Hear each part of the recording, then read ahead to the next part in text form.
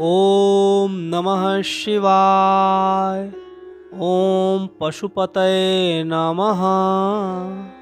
आपका स्वागत है आपके अपने चैनल वास्तुगुरु में। आज का एपिसोड भगवान पशुपतिनाथ को समर्पित है। भारत सहित पूरी दुनिया में भोलेनाथ के सैकड़ों मंदिर और तीर्थ स्थान मौजूद हैं, जो अपने चमत्कारों और धार्मिकता के कारण विश्व प्रसिद्ध हैं। वैसे तो भोलेनाथ के अनेकों नाम हैं, उन्हीं में से एक नाम है पशुपतिनाथ। यह मंदिर शिव के 12 ज्योतिर्लिंगों में से एक माना जाता है और इस मंदिर का केदारनाथ मंदिर से विशेष संबंध है। इस मंदिर की विशेषता, यहाँ के नंदी की विशेषता और इसके चमत्कारों के बारे में आज के एपिसोड में आपको हम पूरी जानकारी देने जा रहे हैं। इसे ध्यान से सुने। इससे पहले हमारे चैनल को सब्सक्राइब, लाइक और शेयर करें एवं बेल आइकॉन जरूर दबाइए, जिससे आने वाले एपिसोड की पहली सूचना आपको मिल सके। यदि आप वास्तुशास्त्र से संबंधित किसी भी शंका का समाधान करना चाहते हैं तो स्क्रीन पर दिए गए नंबर पर व्हाट्सएप कर सकते हैं। भगवान शिव का ध्यान करते हुए आइए जानते हैं पशुपतिनाथ के बारे में और उनके मंदिर के बारे में। पशुपतिनाथ का मंदिर नेपाल की राजधानी काठमांडू से 3 किलोमीटर उत्तर पश्चिम देवपाटन गांव में बागमती नदी के तट पर स्थित है। यूनेस्को विश्व सांस्कृतिक विरासत स्थल की सूची में शामिल भगवान पशुपतिनाथ का मंदिर नेपाल में शिव का सबसे पवित्र मंदिर माना जाता है। यह मंदिर हिंदू धर्म के 8 सबसे पवित्र स्थलों में एक माना जाता है। आइए जानते हैं इस मंदिर से जुड़े कुछ रहस्यों के बारे में, जिन्हें जानकर आप आश्चर्यचकित हो जाएंगे। भगवान शिव के पशुपति स्वरूप को समर्पित इस मंदिर में दर्शन के लिए हर साल लाखों की संख्या में भक्त यहां आते हैं। इस मंदिर में भारतीय पुजारियों की सबसे अधिक संख्या है। सदियों से यह परंपरा चली आ रही है कि मंदिर में 4 पुजारी और एक मुख्य पुजारी दक्षिण भारत के ब्राह्मणों में से रखे जाते हैं। पशुपति मंदिर को 12 ज्योतिर्लिंगों में से एक केदारनाथ का आधा भाग माना जाता है, जिसके कारण इस मंदिर का महत्व और भी अधिक बढ़ जाता है, साथ ही शक्ति और बढ़ जाती है। इस मंदिर में स्थापित शिवलिंग के 5 मुखों के गुण अलग अलग हैं। जो मुख दक्षिण की ओर है उसे अघोर मुख कहा जाता है। पश्चिम की ओर मुख को सद्योजात, पूर्व और उत्तर की ओर मुख को तत्व पुरुष और अर्धनारीश्वर कहा जाता है।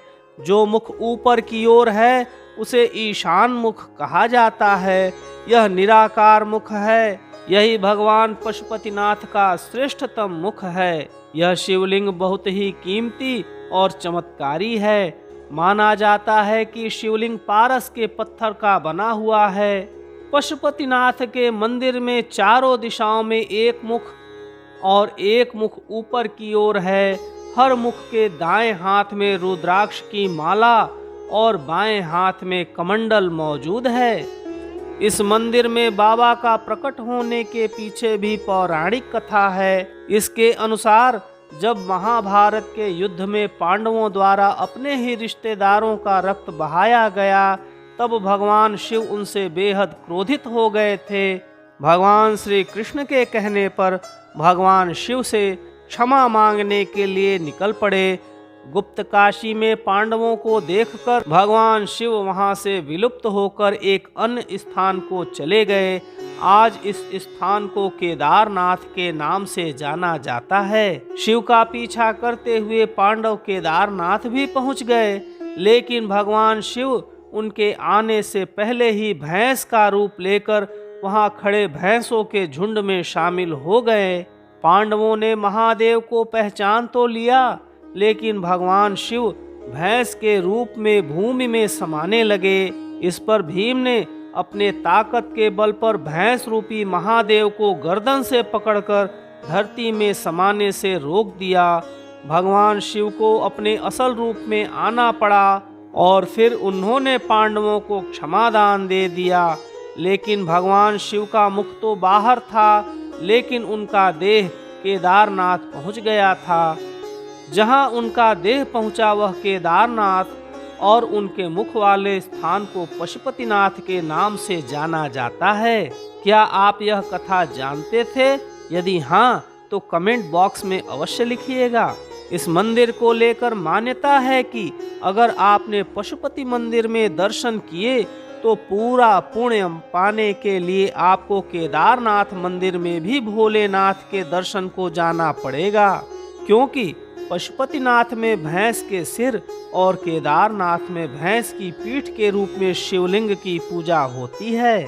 पशुपति मंदिर को लेकर मान्यता है कि अगर कोई व्यक्ति यहाँ पर दर्शन के लिए आता है तो उसे किसी जन्म में पशु की योनि नहीं मिलती। इस मंदिर को लेकर दूसरी मान्यता यह भी है कि अगर आपने पशुपति के दर्शन किए तो आप नंदी के दर्शन न करें, नहीं तो आपको दूसरे जन्म में पशु का जन्म मिलेगा। इसलिए यहाँ पर नंदी का दर्शन नहीं करते हैं। इस मंदिर के बाहर एक घाट बना हुआ है जिसे आर्य घाट के नाम से जाना जाता है। इस घाट के बारे में कहा जाता है कि सिर्फ इस घाट का ही पानी मंदिर के अंदर जाता है और किसी जगह के पानी को ले जाना यहाँ वर्जित है। आपको यह एपिसोड कैसा लगा कमेंट अवश्य करिएगा। हम केवल वही जानकारी देते हैं जो कि प्रामाणिक हो। ऐसी ही जानकारियों के लिए देखते रहिए आपका अपना चैनल वास्तु गुरु। ओम नमः शिवाय। ओम पशुपतये नमः।